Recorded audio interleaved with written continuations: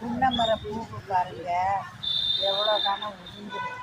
புன்னமர பூ அத்தனை உதிர்ந்துருக்கு பாருங்க. இந்த புன்னமர பூவை கூட்டி அள்ளி ஒரு கழுகிட்டு அப்படியே உலர வச்சு தேங்காய் எண்ணெயை காய வச்சு வாசனை வந்த உடனே இந்த ஒரு கை பூ போட்டு தேங்காய் எண்ணெயை வடிகட்டி நாம் தலைக்கு தேய்ச்சா பொடுகெல்லாம் காணாமல் போயிடும். முடி நல்லா வளரும். தலையில் புழுவெட்டை இருந்தாலும் காணாமல் போயிடும், குணமாக்கிடும். அதனால் நாம் இதை ஒரு குப்பைன்னு கூட்டி அள்ளி போடுறோம்.